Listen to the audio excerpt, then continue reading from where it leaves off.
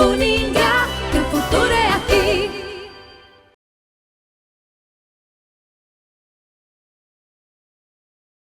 E mais uma vez estamos de volta aqui diretamente dos estúdios da Uningá, onde eu recebo mais uma palestrante do simpósio Bioinsumos, que está sendo realizado aqui na cidade de Maringá.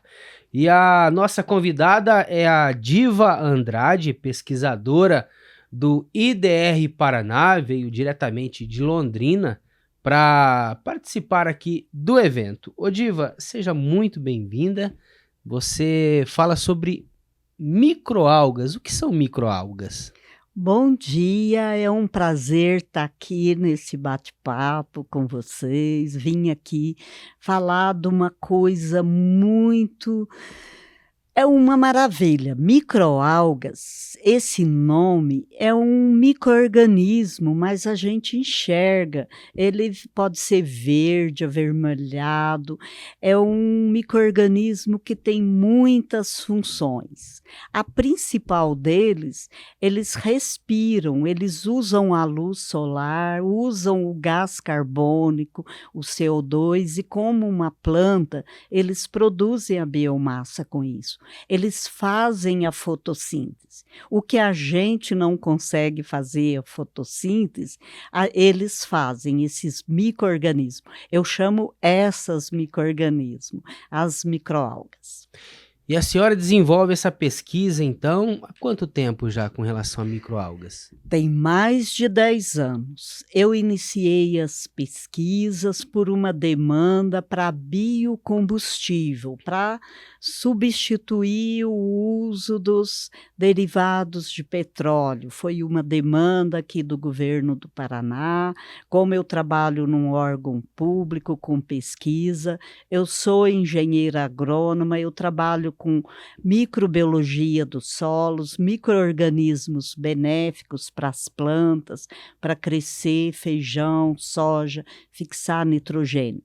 As microalgas eu iniciei em 2010 esse trabalho. Sabe onde elas ocorrem? Em águas, mas tem no solo também, no ar. E essas microalgas são muito importantes na nossa cadeia. Eles são os micro-organismos primários. Na formação da terra, as cianobactérias, que é uma microalga, elas iniciaram esse processo da formação da terra. Os estudos datados aí de milhões e milhões de anos mostram que elas iniciaram a formação dos nossos solos. E para que servem essas microalgas?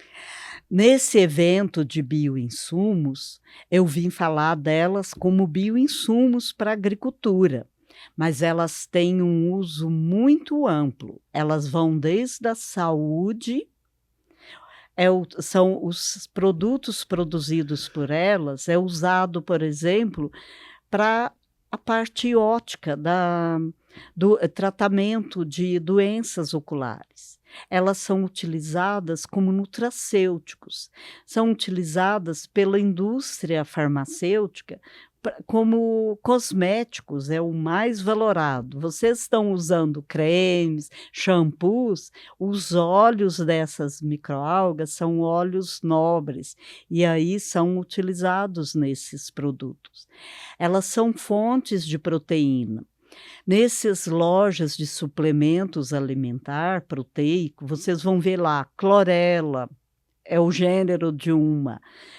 Espirulina é outra que tem um alto teor de proteína. Elas têm a propriedade que eles chamam antioxidante, ou anti-idade e anti-age, que é o do envelhecimento, é para prolongar a nossa juventude, e aí usam como cremes. Mas o meu trabalho foi voltado para usar como um biofertilizante para as plantas. Tem outro uso das microalgas, vejamos. Alimentação, pode usar na ração de alimentos, já é usado na prática, principalmente para esses pets, que a ração é mais cara, como fornecer nutrientes, proteína. Para animais maiores, de porte grande, bovinos, de leite. Pode ser usado para alimentos, corantes, os pigmentos que elas produzem vermelhos, o corante, esse astaxantina é um corante vermelho, é um corante orgânico, é muito caro esse corante e é muito utilizado, tem produções em outros países da cultivo dessa água, a microalga. Em água, que cresce em água e produz esse pigmento vermelho, esse corante. Legal. E com relação a essas microalgas direcionadas para os bioinsumos, o que a senhora pode correlacionar com esse simpósio? Nós trabalhamos esses anos cultivando as microalgas e usando elas para ver a produção de compostos bioativos, que aí vão induzir o crescimento das raízes, inoculadas nas sementes. Vou dar um exemplo: o feijão, que já tem um micro-organismo que a gente utiliza para suprir o nitrogênio. A gente, usando a microalga, viu que tem um ganho. Nós utilizamos também para crescer em águas da indústria, por exemplo, da mandioca, da farinheira, que tem uma água residuária que não pode ser descartada, tem que ser tratada, é um custo para a indústria, para a farinheira. Ela pode crescer ali naquela água, limpar a água, a gente retira a biomassa, a alga, e a água limpa pode ser descartada, reutilizada na natureza, porque a água é um recurso finito, pode acabar, tem épocas de pouca água, e se a gente vai utilizando, a legislação controla, as indústrias não podem descartar a água diretamente.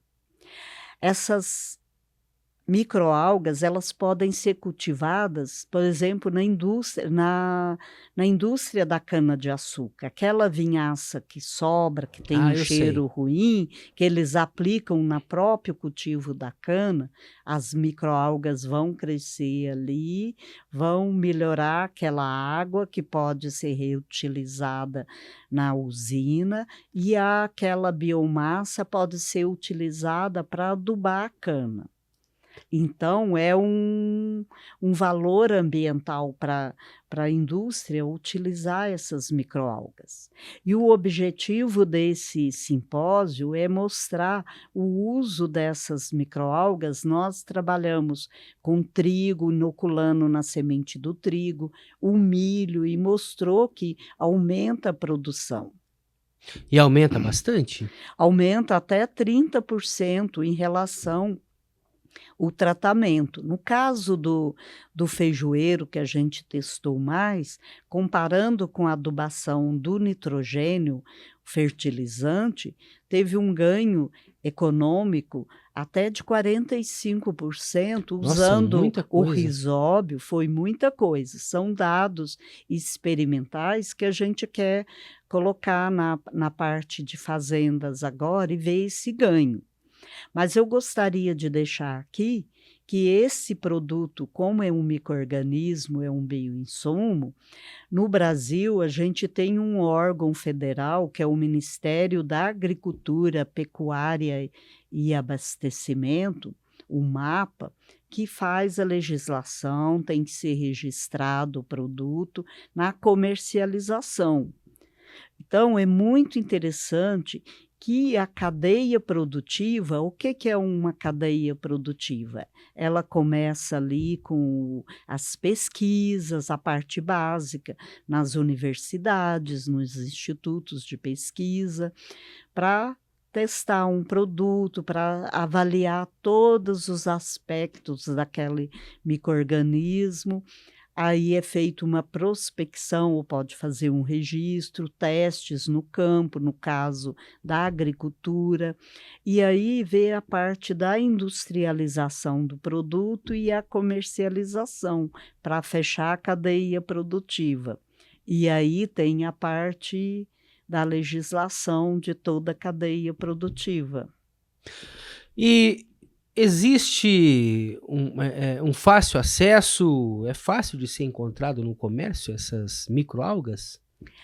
Atualmente encontra bastante na internet os suplementos e os nutracêuticos. A parte de biofertilizantes tem algumas indústrias que estão querendo iniciar. E uma coisa interessante, o Brasil é líder na parte de bioinsumos. E na parte de microalgas, ele está entre os 5 maiores exportadores de produtos de microalgas. E juntamente com a Irlanda, a Coreia do Sul, a China. Então, a França. E o Brasil tem destacado. Atualmente, esse ano eu vi, tem mais de aproximadamente 10 empresas trabalhando com essas microalgas. Pode falar. E elas são extraídas de onde?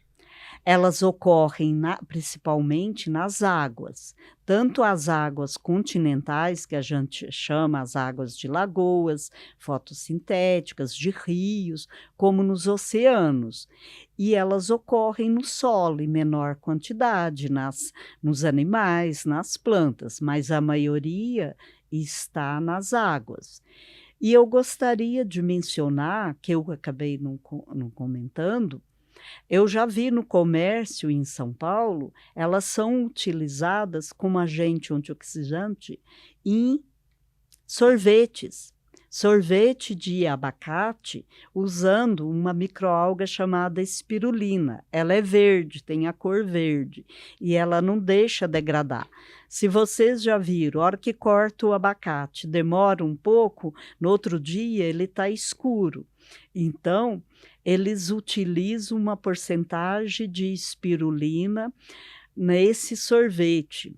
Lá eu encontrei no estado de São Paulo, no litoral, na capital, esse sorvete que adiciona microalga no sorvete. Eu guardei a embalagem, que eu achei muito interessante. Legal, muito interessante então esse assunto. Na verdade, é um assunto que não faz parte do nosso cotidiano. Nunca imaginava que no solo existiam microalgas. Ô, dona Diva, a senhora que é pesquisadora, uma cientista do IDR Paraná, tem mais alguma coisa que a senhora gostaria de comentar sobre esse assunto? Sim, eu acho que a ciência está sempre trabalhando em prol da população, buscando saídas, e as microalgas, elas têm sido já trabalhadas no Brasil pelos pesquisadores, professores, os doutores, tanto para suplemento de proteína em alimentos, na alimentação escolar, como na nossa alimentação. E a fonte de proteína é muito importante para a gente. E ter uma opção que não seja de criação de animais, uma a mais, não que não vá consumir, além dos antioxidantes, dos outros compostos, é muito interessante. Tem tratamentos, eu gostaria de mencionar, não ainda tem dados já publicados no exterior, aqui no Brasil, em Maringá, tinha um professor que trabalhava na parte de cuidados da oncologia, do câncer, para melhorar a imunidade, não é para curar o câncer, mas para aumentar o grau de imunidade do paciente. Então, a ciência, os cientistas estão sempre buscando soluções nos mais diversos campos. As microalgas, como os outros micro-organismos, têm também as que causam problemas, que eu não mencionei, mas tem um grupo de microalgas que a parte de fornecimento de água tem que cuidar, que são as que produzem as toxinas.